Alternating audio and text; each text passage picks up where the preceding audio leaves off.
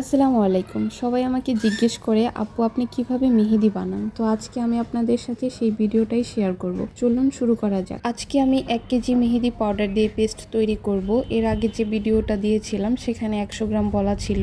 অনেক আপুরাই আমাকে ইনবক্সে মেসেজ দিয়ে জিজ্ঞেস করেন আপু আপনি র ম্যাটেরিয়ালসগুলো কোথা থেকে নেন। তো আজকে বলেই দেই, হেনা সাপ্লাই ইন বাংলাদেশ এই পেজ থেকে আমি র ম্যাটেরিয়ালস নিই।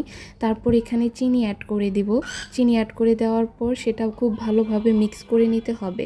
চিনি মিক্স করাটা খুবই ইম্পর্টেন্ট, কারণ লেবুর রস অথবা পানি যখন দেওয়া হবে, চিনি যদি প্রপারভাবে মিক্স না করা হয় তখন মেহেদিটা দলা পাকিয়ে থাকে, এতে অনেক সমস্যা হয়। তারপর এখানে লেবুর রস অ্যাড করে দিব পরিমাণ মতো। এর আগের ভিডিওতে লেবুর রসের ভিডিওটা স্কিপ হয়ে গিয়েছিল। অনেকেই বলছিলেন আপু লেবুর রস কই, লেবুর রস কই। আমাদের মেহেদিতে লেবুর রস ব্যবহার করা হয়, কিন্তু তখন সেই ভিডিওটা স্কিপ হয়ে গিয়েছিল। তো যাই হোক, তারপরে সবগুলো উপকরণ খুব ভালোভাবে মিক্স করে নিতে হবে। আমাদের পেজে এখন ফ্রি ডেলিভারি চার্জ অফার চলছে। ঈদের পর অনেক আপুরাই ভালো রেসপন্স করছিলেন, এখনও সেই ডেলিভারি চার্জ ফ্রি অফারটা আবার চেয়েছিলেন, যার কারণে ডেলিভারি চার্জ ফ্রি অফারটাই আবার দিয়ে দিয়েছিলাম।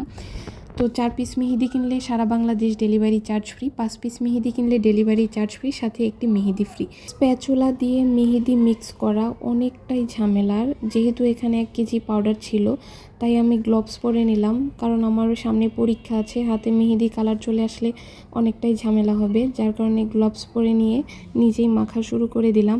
এর আগে এরকম হাত দিয়ে মাখানোর ভিডিও আপলোড করছিলাম, সেখানে অনেকেই অনেক ধরনের কমেন্ট করেছিলেন। সেখানে অনেকে বাংলা ভাষায় অনেক কিছু বলেছিলেন, আবার অনেকে বলছিলেন কচু শাক। আসলে এমন কিছুই না, এটা আমাদের সম্পূর্ণ হালাল হোমমেড অর্গ্যানিক মেহেদি। সবগুলো উপকরণ ভালোভাবে মিক্স করার পর আমি এখানে ইসেনশিয়াল অয়েল দিয়ে নিয়েছিলাম। তো অনেকে আমাকে জিজ্ঞেস করে আপু তুমি কি অয়েল ইউজ করো। আমি eucalyptus essential oil white colour যেটা, সেটা ব্যবহার করছিলাম এখানে। অয়েল দেওয়ার পর খুব আলতো হাতে অয়েলটা মিক্স করতে হবে, কারণ একটু অসাবধানতাভাবে কাজ করলে অয়েলটা ছিটকে পড়ে যাওয়ার সম্ভাবনা থাকে। সবগুলো উপকরণ ভালোভাবে মিক্স করার পর র্যাপিং পেপার দিয়ে ডাই রিলিজের জন্য রেখে দিব। যদি আপনাদের কাছে ভিডিওটা ভালো লাগে একটা কমেন্ট করবেন পার্ট 2 এর জন্য, তাহলে আমরা পার্ট 2 আপনাদেরকে দেখাবো।